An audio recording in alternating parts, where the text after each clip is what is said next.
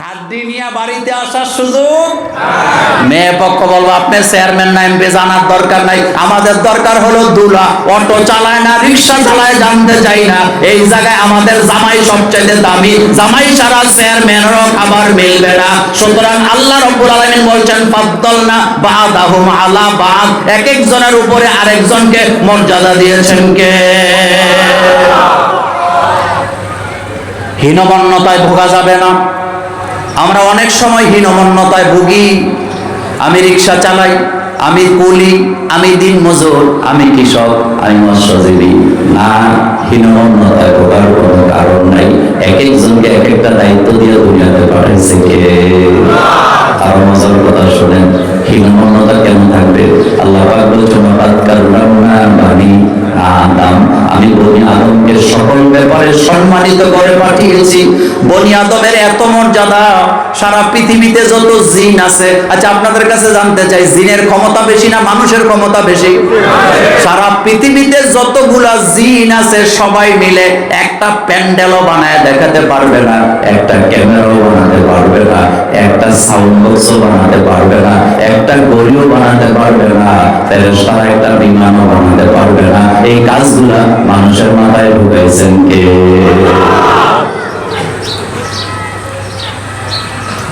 হযরত আদম আলাইহিস সালাম আবুল বাশার, পৃথিবীতে আগমনকারী প্রথম নবী। নবীদের সাথে আমাদের কোনো তুলনা নাই, কিন্তু আদম আলাইহিস সালামের প্রধান পেশা ছিল, তিনি ছিলেন একজন কৃষক। সুবহানাল্লাহ বাইজি। তিনি কি ছিলেন? মাটিতে যখন ফসল ফলাইতে গেছে, মাটি আদমকে ডেকে বলে, আদম, আমার বুকের উপরে আসটা ফসল ফলাবার জন্য। আদম আলাইহিস সালাম যখন ফসল ফলাতেন, সকালে লাগাইলে বিকালে কাটতেন। আর এখন লাগে কয় মাস? কথা জোরে বলে। মাটি সেদিন আদমকে বলেছিল, আদম, আমার বুকের উপরে আসতা, তবে আমার যৌবন বয়সে আসলা না। যদি তুমি আমার যৌবন বয়সে আসতা, এখন তো সকালে লাগাইলে বিকালে ফেরত দেই, আমার যৌবনে আসলে তোমাকে ফসল লাগাইয়া এক পাশ দিয়া চলে যেতা, আর এক পাশ দিয়া পাকাইয়া ফেরত দিয়ে দিতাম। সুবহানাল্লাহ বলেন। তাহলে আদম আলাইহিস সালাম কি ছিলেন? কি ছিলেন? তাহলে কৃষকদের সাথে আদম আলাইহিস সালামের মিল আছে না নাই? হযরত দাউদ আলাইহিস সালাম ছিলেন একজন কামার, হযরত নূহ আলাইহিস সালাম ছিলেন একজন কাঠমিস্ত্রি, হযরত ইব্রাহিম আলাইহিস সালাম ছিলেন একজন রাজমিস্ত্রি, হযরত ইসমাঈল আলাইহিস সালাম ছিলেন একজন রাজজোগাড়ি, হযরত ঈসা আলাইহিস সালাম ছিলেন একজন চিকিৎসক। আপনার আমার নবীর পেশা শুরু হয়েছে রাখাল দিয়া, শেষ হয়েছে প্রেসিডেন্ট দিয়া, রাষ্ট্রপ্রধান দিয়া। আল্লাহু আকবার বলেন। আমার নবীর পেশা শুরু হয়েছে কি দিয়া?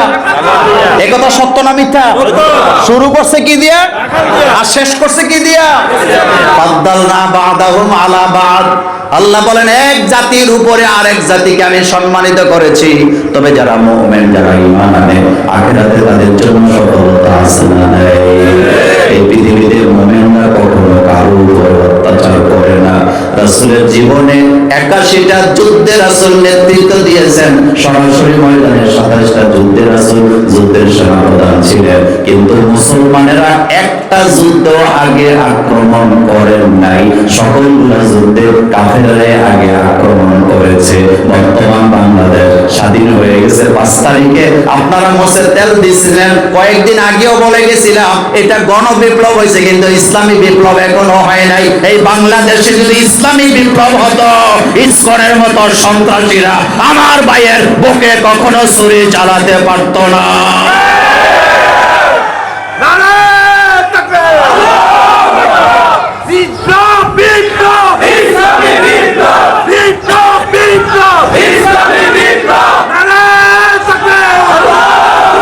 আচ্ছা, আপনাদের কাছে আমার কয়েকটা প্রশ্ন, জোরে জোরে জবাব দিবেন। নমরুদ সন্ত্রাসী ছিল নাকি ইব্রাহিম আলাইহিস সালাম সন্ত্রাসী ছিল? এরপর ইব্রাহিমকে আসামি বানাইছে কি বানায় নাই? হযরত মুসা আলাইহিস সালাম সন্ত্রাসী ছিল না ফেরাউনের সন্ত্রাসী ছিল? মানুষ হত্যা ফেরাউন করছে কি করে নাই? এরপর আসামি বানাইছে মুসা। এটা সত্য না মিথ্যা? লম্বা কথা বলার দরকার নাই। আপনার আমার নবী সন্ত্রাসী ছিল না আবু জাহেল সন্ত্রাসী ছিল?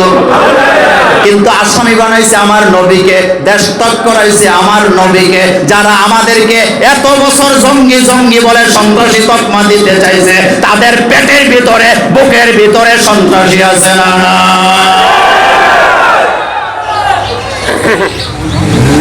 এই ইসকনকে যারা লালন পালন করেছেন, এখন তাদের কলিজায় লাগছে তাদের একটা নেতাকে ধরার পরে তাদের দলের নেতা দুধ চুলকেরা বাইর হয়েছে।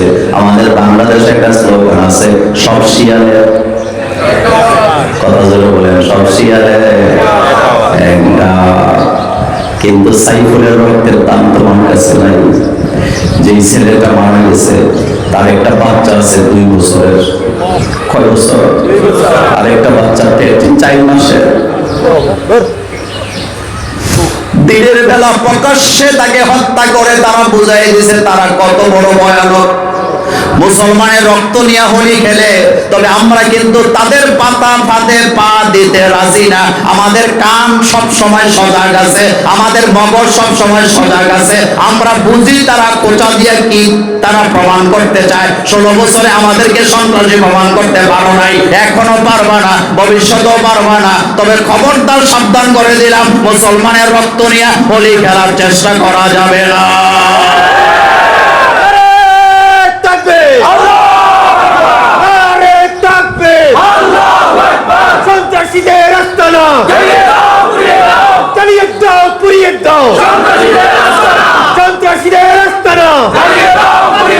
আমার কলিজার ভাইয়েরা, তার জানাজায় যে লোকগুলো হাজির হয়েছিলেন, আমি আজকে ফেসবুকে বলেছিলাম, এই জানাজায় শুধু কয়েক লক্ষ মানুষ সমবেত হয় নাই, 200 কোটি মুসলমানের কলিজায় যারা আঘাত দিয়েছে, 200 কোটি মুসলমানের সমর্থন দোয়া ওই অ্যাডভোকেট সাইফুলের জানাজায় উপস্থিত ছিল।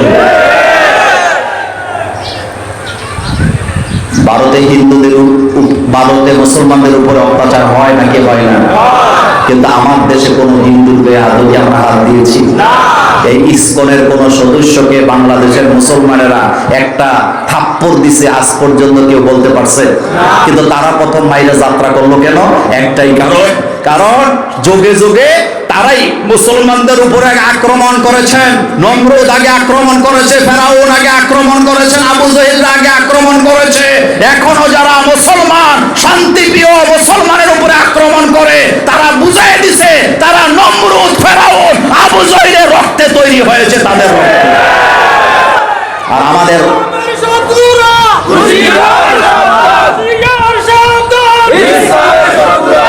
আমার কলিজার ভাইয়েরা, আমরা মুসলমানেরা কখনো সন্ত্রাসে বিশ্বাস করি না। আমাদের মধ্যে শান্তি সম্প্রীতি আছে না নাই?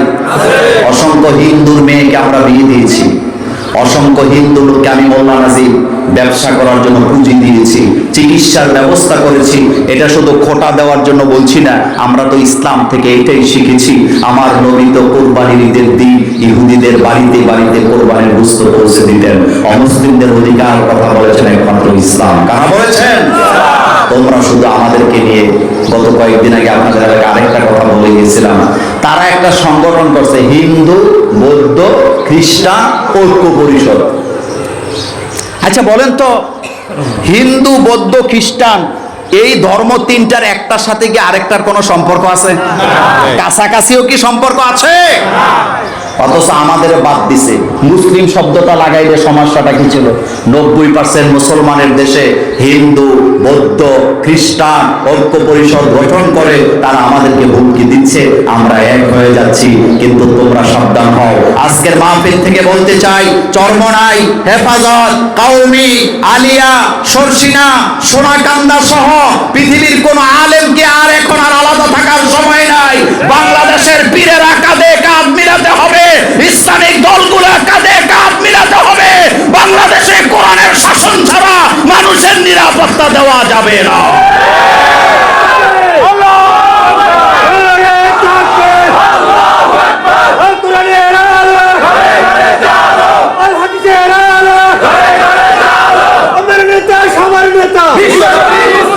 সর্বকালের মহান নেতা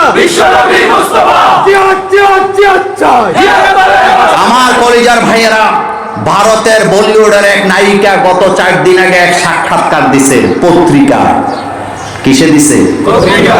পত্রিকার সাক্ষাৎকারে সে বলেছেন মুহাম্মদ সাল্লাল্লাহু আলাইহি ওয়াসাল্লামকে সম্মান করতে ধর্ম লাগে না, তার ব্যক্তিত্বের কারণে তাকে সম্মান করা লাগে। সে বলেছেন মুহাম্মদ সাল্লাল্লাহু আলাইহি ওয়াসাল্লামকে যারা সম্মান করে না, মুহাম্মদ সাল্লাল্লাহু আলাইহি ওয়াসাল্লামের ব্যক্তিত্বের কারণে সম্মান করতে হবে, ধর্ম লাগে না। হিন্দু, বৌদ্ধ, খ্রিস্টান, ইহুদি, মুসলিম, নাসারা বুঝি না। সেই মেয়ে নিজে বলেছেন মুহাম্মদ সাল্লাল্লাহু আলাইহি ওয়াসাল্লামকে যারা সম্মান করে না তারা পৃথিবীর সবচেয়ে বড় বেয়াদব। সে আরো বলেছেন মুহাম্মদ সাল্লাল্লাহু আলাইহি ওয়াসাল্লামের কাছ থেকে রাজনীতি শিখো। হিন্দু মেয়ে বলতেছেন, ভারতের বলিউডের নায়িকা সে বলতেছেন মুহাম্মদ সাল্লাল্লাহু আলাইহি ওয়াসাল্লামের কাছ থেকে রাজনীতি শিখো।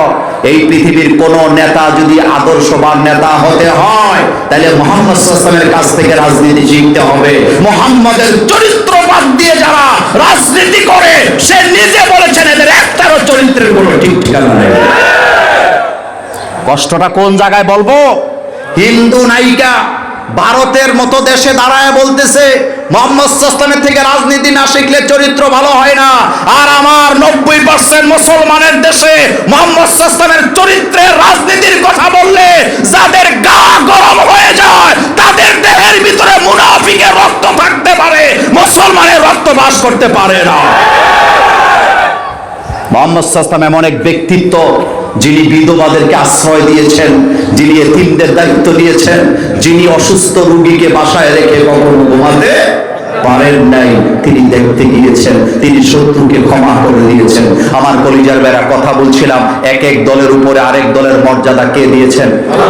কখনো পৃথিবীতে প্রত্যেকটা মানুষের আদর্শ এক হতে পারে না। আমাদের চিন্তায় চেতনায় সবকিছুতে আলাদা আলাদা আছে না নাই?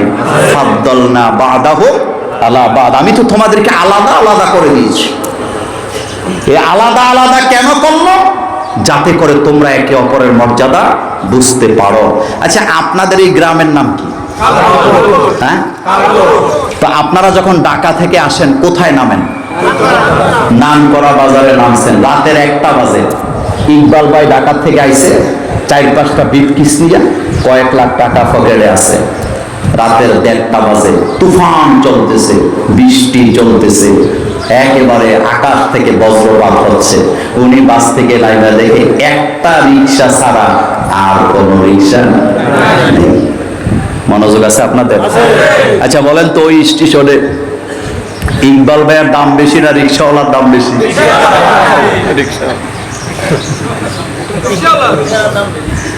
এতে ফটো রায় বসে আছে, পায়ের উপরে পা তোলে। ইকবাল ভাইরে দিয়া বললাম আর কি, এখন যত বড্ড লোক হোক না কেন তার কাছে যায় মাথা মতো করা লাগে। যাই কয় ভাই আর তো কোনো রিক্সাও নাই। এখন যদি রিক্সাওয়ালায় কয় আব্বা কম তাও রাজি, বাড়া বলতে তো রাজি না। আপনারা কি এই সিচুয়েশনে কখনো পড়েন? বাড়া বলতে তো রাজি না, বলবে ভাই যা লাগে তোরে দেবো, তুই শুধু রাজি হয়ে যা, আমার খালি বাসায় আগে পৌঁছে দে। কথা ঠিক কিনা? ওই জায়গায় মর্যাদা কার? হ্যাঁ, আবার আমি যখন মসজিদের মিম্বরে বসি আমার মর্যাদা সেখানে বেশি। আবার চেয়ারম্যান সাহেব যখন তার ইউনিয়নের কাউন্সিলে বসে ওই জায়গায় চেয়ারম্যানের মর্যাদা আছে না? একজনের কাজ কখনো আরেকজনের করে দিতে পারবে না। এই জন্য আল্লাহ পাক বলছেন ফাদ্দালনা বা'দাহু আলা বা'দ, আমি এক একজনের উপরে আরেকজনকে মর্যাদা দিয়েছি।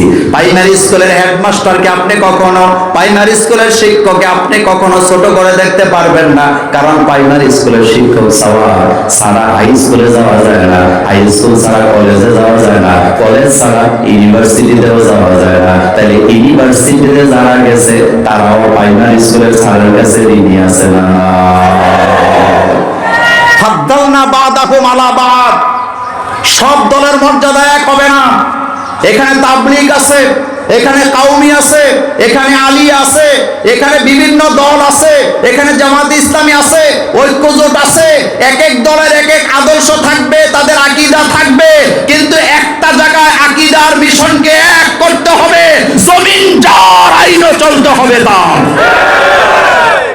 কথা ঠিক কিনা? জমিন কার? আইন চলবে কার? এই জায়গায় কি কারো কোনো মতভেদ আছে? কোনো মত পার্থক্য আছে? তাহলে এখনই সময় এসেছে এক কাতারে দাঁড়াবার। কয় কাতার? আরো চিল্লায় বলেন কয় কাতার? আচ্ছা বলেন তো, আমরা মুসলমান না? তো আল্লাহর কোরআন দিয়ে দেশটা চললে সমস্যাটা কোথায়? সমস্যাটা কোথায়? সমস্যা তো আমার আর আপনার না, সমস্যা হইল আমার আর আমার খালতো ভাইয়ের। সেটা কি? সেটা হলো আপনাদের নাম করা না, হ্যাঁ? যাই হোক, কাল কোর্টে আসছে আপনার কি বলে ছেলে দেখতে, একেবারে কুমিল্লা থেকে আইছে মেয়ে পক্ষ। আইসা আমাদের সর্দার মাতাব্বরদেরকে জিজ্ঞেস করতেছে, ছেলে তো পছন্দ হয়েছে, তো ছেলেদের জমি জমা কেমন আছে? তো এলাকার সর্দাররা কিন্তু চালাক থাকে, যখনই বলে জমি জমা কেমন, আঙ্গুল দিয়ে যা দেন সব ছেলের বংশধরের লোক। ছেলের নানার বাড়ি ওই গ্রামে, দাদার বাড়িও, যা দেখতেছেন এই সব আমগো আমগো মামগো। তো জিজ্ঞেস করতেছে, এই গ্রামে মসজিদ, মাদ্রাসা, স্কুল, কলেজ এগুলা কারা চালায়? আমরা আমার মামুরাই চালাই। ভালো কথা। সর্দার মাতাব্বরী নেতৃত্ব কারা দেয়? আমরা আমার মামুরাই দিই।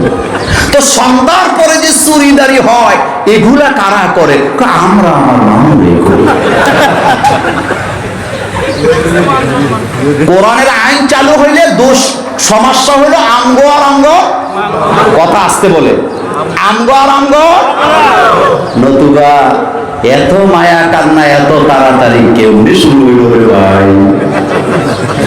কথাকে বাইঙ্গা বলতে হবে।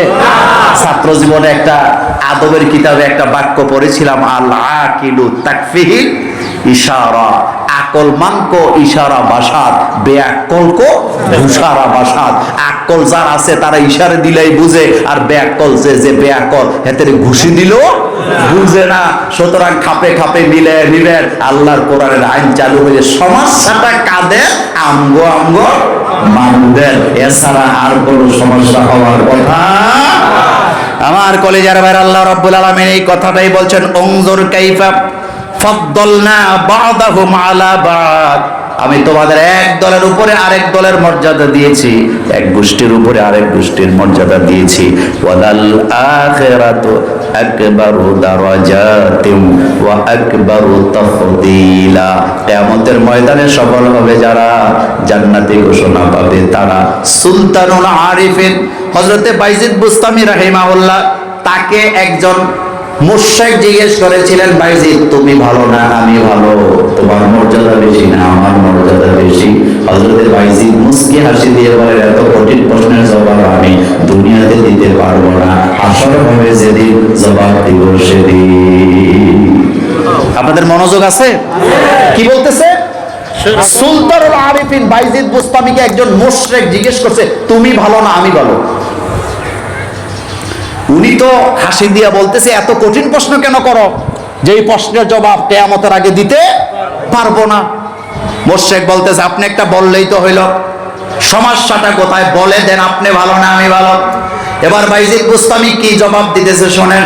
বাইজিদ বুস্তামি বললেন, তুমি মুশরিক আমি মুমিন, কিন্তু কিয়ামতের ময়দানে যখন হাসর কায়েম হবে, আমি যদি দেখি আমার আমল কবুল হয় নাই, তোমার আমলও নাই, তাহলে তুমিও জাহান্নামী আমিও জাহান্নামী। আমি যদি আজকে বলি আমি ভালো, সেদিন তোমার কাছে লজ্জিত হব। কিন্তু কিয়ামতের ময়দান যেদিন কায়েম হয়ে যাবে, আমাকে যদি আল্লাহ জান্নাতি বলে ঘোষণা দেয়, আর সেদিন তুমি যদি জাহান্নামী হয়ে যাও, আমি সেদিন বলবো আমি ভালো ছিলাম তুমি খারাপ ছিলা। কিন্তু আজকে যদি ফয়সালা করে দেই, সেদিন লজ্জা পাওয়ার সম্ভাবনা আছে না। পৃথিবীর কোন পীর জাহান্নামে যাবে, কোনটা জান্নাতে যাবে, এটা কি আমরা জানি? কে আপনি বলেন তো, জামাতে ইসলামের ভাইদের কাছে কি গ্যারান্টি আছে যে তারা জান্নাতে যাবে?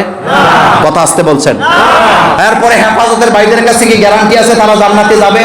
আহলে হাদিসের ভাইদের কাছে কি গ্যারান্টি আছে তারা জান্নাতে যাবে? মোকারা পিসা হুজুরের কাছে কি গ্যারান্টি আছে তিনি জান্নাতে যাবেন? ফুরফুরা শরীফের পিসবের কাছে কি দলিল আছে তিনি জান্নাতে যাবেন? না। জান্নাতে কে যাবে এই ফয়সালা করার অধিকার কার? এটা শুধুমাত্র আল্লাহ। এই যে এত কষ্ট করতেছি আমি আপনি, এত কষ্ট করতেছি, আল্লাহ যদি আমাদের আমল কবুল না করে জান্নাতে যাওয়ার কোনো সুযোগ নাই। তাইলে আমাকে ভালো বলার দ্বারা লজ্জিত হওয়ার সম্ভাবনা আছে না নাই?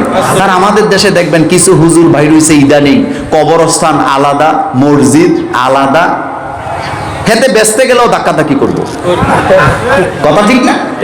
হেতে কইব তারা জান্নাতে আছে, আমি যাইতাম না, যা তোরা জান্নাতে যায় থাক, তো তুই জাহান্নামে চলে যাইস।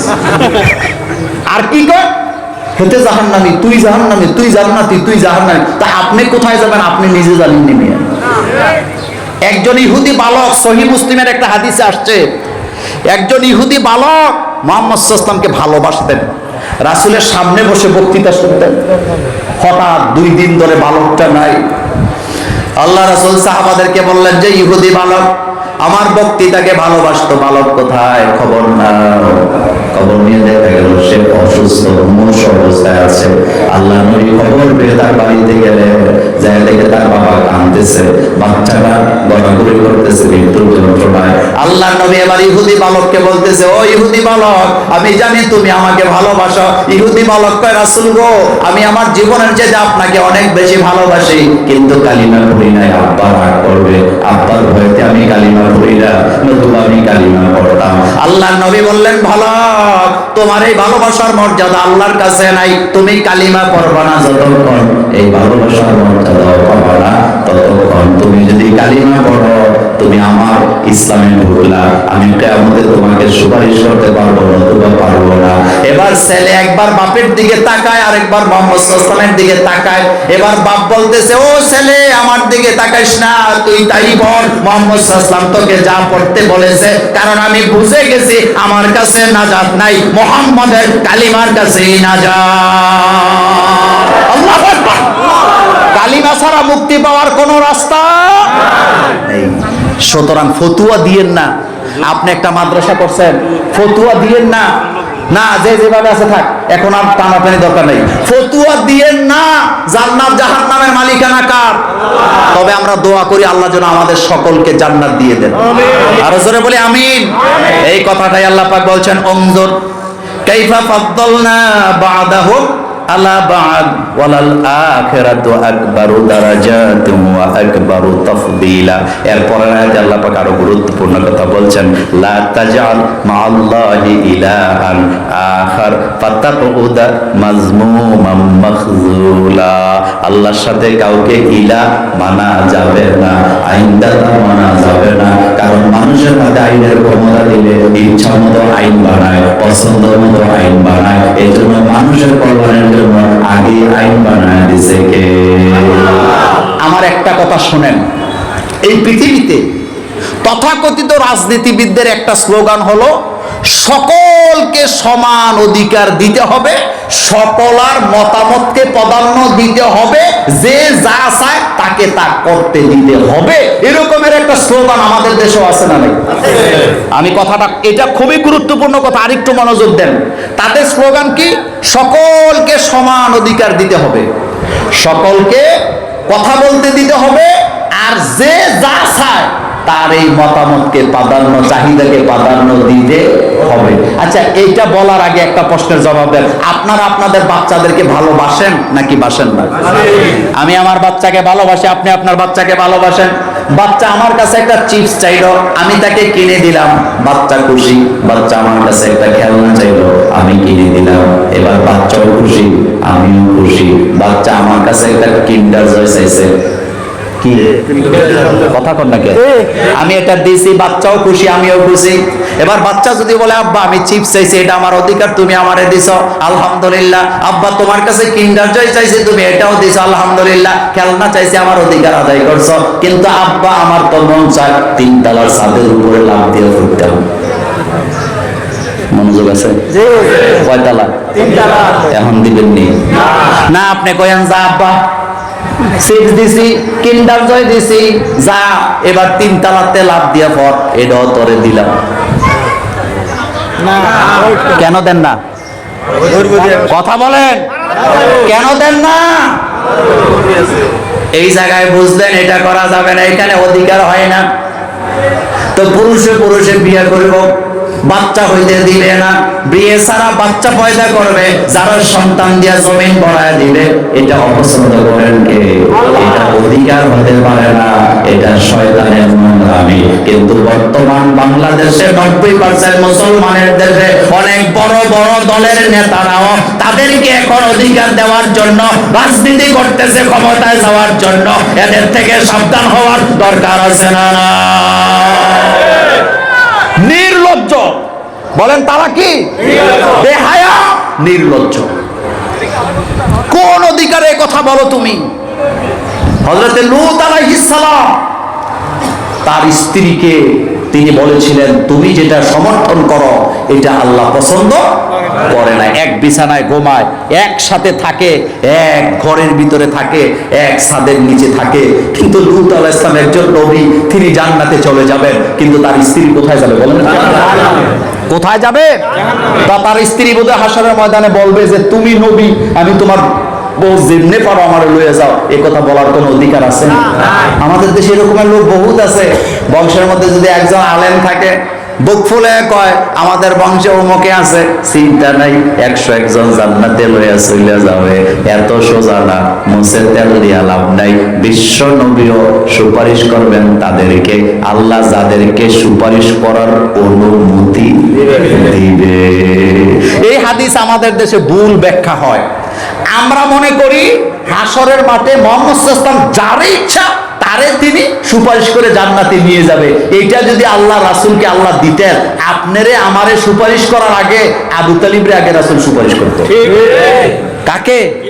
কারণ রাসূলের জন্য জেল খাটছে আবু তালিব, নিজের সম্পদ ব্যয় করছে আবু তালিব, বাতিজার যে সারা জীবন কাজে লয়ে ঘুরছে আবু তালিব। তো রাসূল তো চাচারই আগে জান্নাতে নিবে, আপনারে রাসূলের নেওয়ার এত ঠেয়া লাগছে কি? কিন্তু রাসূল সাল্লাল্লাহু আলাইহি ওয়াসাল্লামকে আল্লাহ পাক দেখায় দিবে, অমুককে অমুককে অমুককে সুপারিশ করে, আল্লাহ রাসূল ঠিক তাদেরকেই সুপারিশ করবেন, এর বাইরে রাসূল কাউকে সুপারিশ করবেন না। তো কথা বলতেছিলাম, আইন প্রণয়নের ক্ষমতা কার? কিন্তু আল্লাহ ছাড়া যদি মানুষকে আপনি আইন প্রণয়নের ক্ষমতা দেন, সে তার নিজের স্বার্থের জন্য, তার গোষ্ঠীর স্বার্থের জন্য আইন করবে, তার ক্ষমতাকে টিকাবার জন্য আইন করবে, মানুষের কল্যাণে সে কখনো আইন করতে পারবে না।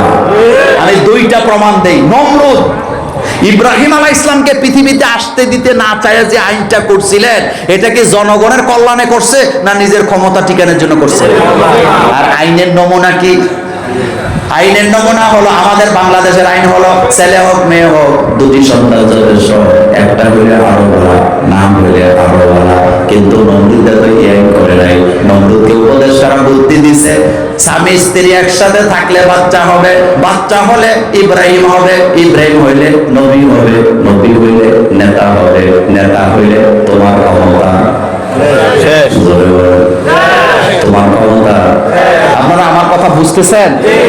মানে স্বামী স্ত্রী যদি একসাথে ঘুমায়, বাচ্চা হবে, বাচ্চা হইলে ইব্রাহিম হবে, ইব্রাহিম হইলে নবী হবে, নবী হইলে নেতা হবে। কারণ নবীরা সবাই, আর জোরে নবীরা সবাই নেতা। তো নেতা যদি আসে, ইব্রাহিমের খেলা শেষ, এখন নমরুদের খেলা শেষ। নবী হলে ইব্রাহিম আলাইহিস সালাম দুনিয়াতে আসবে, এখন তো নমরুদের টেনশনে পড়ে গেছে, এই জন্য আইন করে দিয়েছে স্বামী স্ত্রী একসাথে থাকা যাবে। বন্ধ করে দাও, স্বামী স্ত্রী একসাথে থাকতে পারবি না। এখনো যারা স্বামী স্ত্রী একসাথে ঘুমায়, বাচ্চা নেয় না, এরপরে অপারেশন করে, সিজার করার পরে যারা নিজেদের জরায়ু কেটে ফেলে দেয়, তাদের হাসর হবে নমরুদের সাথে, মুহাম্মদ সাল্লাল্লাহু আলাইহি ওয়াসাল্লামের সাথে তাদের হাসর হবে। কারণ নমরুদের স্লোগান ছিল বাচ্চা কমাও, আর মুহাম্মদ সাল্লাল্লাহু আলাইহি ওয়াসাল্লামের স্লোগান ছিল বাচ্চা বাড়াও। আল্লাহ রাসূল বলেছেন, ওই মহিলার মেয়েকে বিয়ে করো যেই মহিলার বাচ্চা বেশি হয়, তাহলে তোমারও বাচ্চা বেশি হবে, আমার উম্মত বাড়বে, কিয়ামতের সবচেয়ে বেশি উম্মত নিয়ে আল্লাহর দরবারে মিলাতে চলবে। আমার কলিজার ভাইয়েরা, এই নমরুদ আইন করছে স্বামী স্ত্রী একসাথে থাকতে পারবে না, থাকলেই তো ইব্রাহিম হয়ে যাবে। নিজের স্বার্থে না, জনগণের স্বার্থে। ফেরাউন আইন করছে ছেলেদেরকে বাঁচতে দেওয়া যাবে না, কারণ ছেলেরাই নবী হয়, নবীরাই নেতা হয়। মুসা আলাইহিস সালাম ছেলে হবে, ছেলে হইলে নবী হবে, নবী হইলে আমি ফেরাউন রাজত্ব শেষ করে দিবে। ইউযাব্বিহুনা আবনা ছেলে হইলে হত্যা করো, মেয়ে হইলে বাঁচায় দাও। এই আইনটা ফেরাউন করছে জনগণের কল্যাণে না নিজের স্বার্থে। এমন আইন আমার বাংলাদেশেও আছে না। আল্লাহর উপরে আস্থা বিশ্বাস রাখবে যারা, রাজনীতি করতে পারবে না তারা। এমন আইন যারা করছিল তারা কি জনগণের কল্যাণে করছে না নিজেদের স্বার্থে করছে? আরো আসতে বলেন, কাদের স্বার্থে করেছেন? নারী অধিকার সমান সমান দিয়া বোরকা না পরাইয়া রাস্তাঘাটে বাইর করতে যায় এমন আইন যারা করে নিজেদের স্বার্থে লুটে পুটে খাওয়ার চিন্তা ভাবনা আছে না? আপনাদের এলাকায় মুরগির খোয়ারকে কি বলে? মুরগির গড়কে কি বলে? হাঁসের গড়কে কি বলে? আচ্ছা, রাতের বেলা এই যে সন্ধ্যা হইতেছে এখন, আপনারা মুরগিগুলা কোথায় ঢুকান? লাগাইয়ার পরে কি করেন? তালা দিছেন। দেওয়ার পর এলাকার সব শিয়ালেরা বাইরে হইছে, মিছিল করতেছে 14 গ্রাম থেকে বিশাল শিয়াল বাহিনীর মিছিল। এই মুরগিরে বাক্সের ভিতরে বন্দি করে কষ্ট দেওয়া চলবে না। তাদের অধিকার চাই, তাদের চাইলে দেওয়া হয়। তারা দিনে রাতে 24 ঘন্টা ঘুরবো। আচ্ছা, মিছিল তো ভালো, উদ্দেশ্য ভালো না খারাপ? আরবিতে একটা প্রবাদ বাক্য আছে, কালিমাত হাক্কে মুহাক্কুল উরিদা বিহি বাতিল। কথা সত্য কিন্তু উদ্দেশ্য ভয়ানক। এমন স্লোগান আমাদের রাজনীতিবিদদেরও আছে না? এখন শিয়ালের গোষ্ঠী মিছিল করতেছে, ও মুরগিরা তোমাদের অধিকারের জন্য আন্দোলন করতেছি, তোমাদেরকে বাক্সের ভিতরে বন্দি করা মানায় না, বন্দি জীবন থেকে তোমাদের যাতে মুক্তি করা হয়। এখন আপনাদেরকে জানতে চাই, যখন আপনি এই স্লোগান শুনে আপনার মুরগিকে মুক্ত করে দিবেন, পরের দিন আর খুঁজে পাইবেন না। এগুলা সব কি হইব? চিল্লায় বলেন কি হবে? এই জন্যই তো তারা কয় ইসলাম। কয়দিন আগে দেখলাম এক নায়িকা সাক্ষাৎকারে বলতেছে, জামাতে ইসলাম মনে হয় একটা মুসলমানদের দল, তবে আসলে তো ভালোই হয়, সমস্যা নাই, ব্যবসা করলে কইরাম, তবে ধার্মিক ছবি বানানো। কি ছবি বানাবে? আরো জোরে কি ছবি? তার মানে সিনেমা ধার্মিক হয়। চিন্তা করেন। আমি শুধু বুঝাইতে চাইলাম, যোগে যোগে যারা অধিকারের কথা বলে আল্লাহর আইনকে অ্যাভয়েড করে, আল্লাহর আইনকে বাদ দিয়ে, তাদের উদ্দেশ্য বড় ভয়ানক। বলেন, তাদের উদ্দেশ্য বড় ভয়ানক। চোরের হাত কাটার আইন চালু হলে আমার মতো আপনার মতো লোকের কোনো অসুবিধা নাই, কিন্তু যারা কলমের খোঁচা দিয়ে চুরি করে তাদের সমস্যা আছে না? নাই? আরো চিল্লায় বলতে